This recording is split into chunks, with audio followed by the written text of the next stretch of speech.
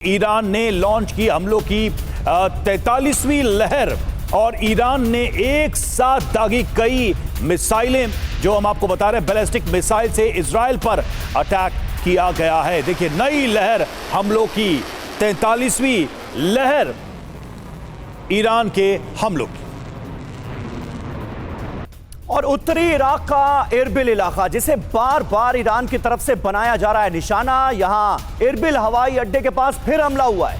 फ्रांसीसी सैन्य अड्डे पर इस बार ईरान ने ड्रोन अटैक किया। ईरानी ड्रोन अटैक में 6 फ्रांसीसी सैनिक मारे गए, जिस बात का रवि अभी जिक्र कर रहे थे। यह बड़ा हमला है, 6 फ्रांसीसी सैनिकों की मौत हुई है। हमले में फ्रांसीसी हेलीकॉप्टर में भी आग लग गई और यह तबाह हो गया।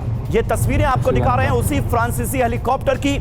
ईरान के हमले के बाद यह हेलीकॉप्टर तहस नहस हो गया है और 6 फ्रांसीसी सैनिक इस हमले में मारे गए।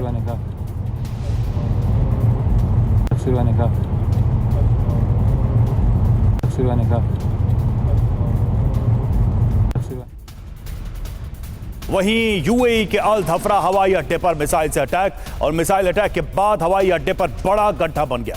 वॉर हेड वाली बैलिस्टिक मिसाइल से ईरान का हमला। तस्वीरें आप देख रहे हैं, ये सैटेलाइट तस्वीरें हम आपको दिखा रहे हैं कैसे इस हमले के बाद यहां पर एक बड़ा गड्ढा आपको नजर आ रहा है। बैलिस्टिक मिसाइलों का इस्तेमाल किया गया विथ हैवी वॉरहेड्स। 2 तस्वीरें हैं आपके सामने। देखिए फ्रांसीसी सैन्य अड्डे पर ड्रोन से अटैक किया गया, 6 फ्रेंच सैनिक इसमें मारे गए हैं, ये जानकारी सामने आ रही है। दूसरी तरफ देखिए कैसे यहां पर हवाई अड्डों पर निशाना साधा जा रहा है। बैलिस्टिक मिसाइल का इस्तेमाल किया जा रहा है यूएई के अल धफरा हवाई अड्डे पर और उसकी वजह से बड़ा गड्ढा नजर आया है इन तस्वीरों में। और ईरान ने उत्तरी फिलिस्तीन में भी हमला किया है। मिसाइल हमले में कई लोगों की मौत की खबर फिलिस्तीन से भी सामने आ रही है। इजरायली सैन्य ठिकानों पर यह हमला किया गया है। ये तस्वीरें आपको दिखा रहे हैं नॉर्थ फिलिस्तीन का ये इलाका, जहां पर इजरायली सैन्य ठिकानों को निशाना बनाकर ईरान ने ताजा हमले अंजाम दिए।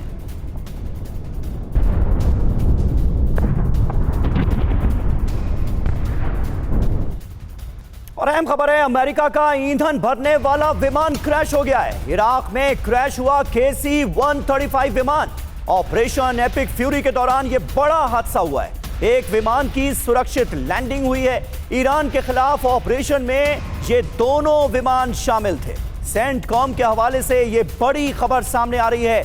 ऑपरेशन एपिक फ्यूरी में ये दोनों विमान शामिल थे और एक विमान हादसे का शिकार हो गया है। KC-135 विमान इराक में क्रैश हो गया है।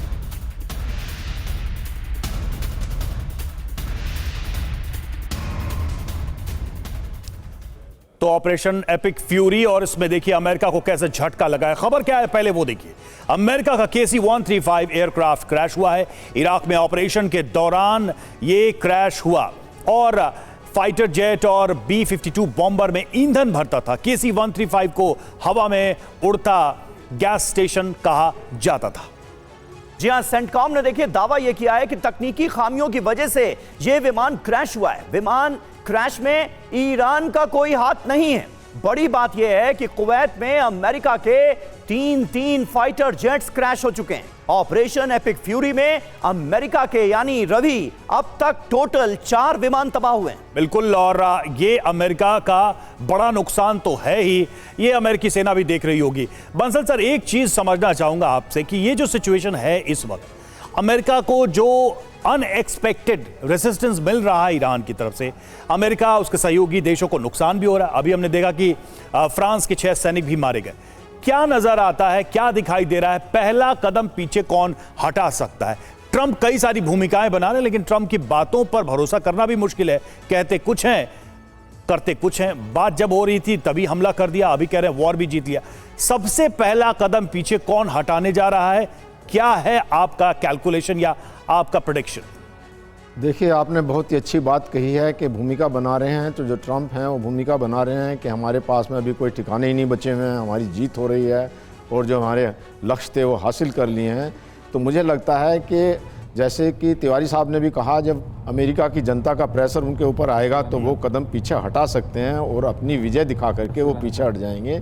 और पीछे हटने के बाद में जब अमेरिका की तरफ से अटैक नहीं होंगे तो ईरान भी नहीं करेगा। लेकिन सबसे बड़ी बात ये रहेगी कि जो इजराइल के अटैक हैं, मुझे लगता है वो बराबर बने रहेंगे।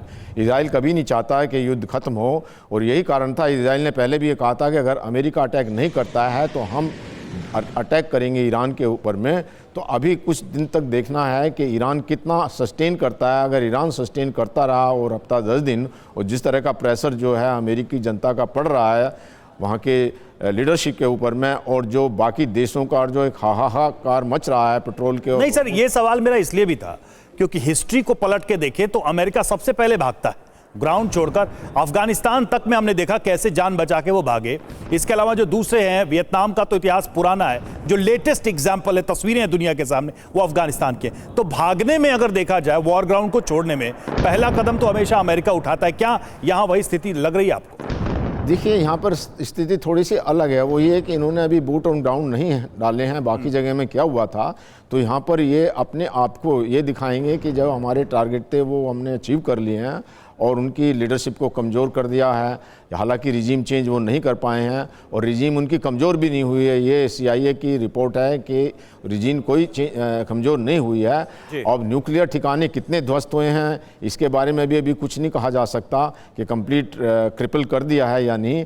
हालांकि जो अभी जिस तरह से मुस्तबा कह रहे हैं कि हम बदला लेंगे, और अभी तो आधा बदला हुआ है, चलता ही रहेगा, और कहा ईरान ने ये भी कहा है कि आप अमेरिका के अड्डे यहाँ से ख़त्म करिए। वो तो मुझे नहीं लगता अभी ख़त्म होंगे अड्डे, क्योंकि अभी इनसिक्योरिटी हो गई है सब अरेबियन कंट्रीज़ में। जब तक वो अपनी सिक्योरिटी नहीं बना लेते तो वो नहीं करेंगे। पेजिशकियान जो हैं वो एक मॉडरेट लीडर हैं, उन्होंने कुछ प्रपोजल रखा है। हालांकि वो ऐसा प्रपोजल है जिसको मानना स्वीकार नहीं होगा। वो कहते हैं हमारा जो है एक संप्रभुता बहाल की जाए, कि हमको पूरे अधिकार हों अपना न्यूक्लियर और मिसाइल प्रोग्राम करने के लिए। हमारे जो हैं, जो हमको नुकसान हुआ है उसकी भरपाई की जाए, और इसके साथ साथ आगे हमारे ऊपर में कोई किसी तरह का अटैक ना किया जाए। सही बात है सर। और मुश्तबा खामनेई ने कई बातें साफ की हैं अपने पहले संबोधन में। एक तो ये कि हॉर्मुज़ स्ट्रेट में अमेरिका और इजराइल के साथ साथ उसके जो सहयोगी देश हैं उनके जहाज किसी भी हाल में नहीं निकलने दिए जाएंगे। दूसरा ये कि खाड़ी देशों में जो बेसेस मौजूद हैं उसे बंद करना होगा। और तीसरा ये कि अमेरिका से हर्जाना वसूला जाएगा इस जंग का।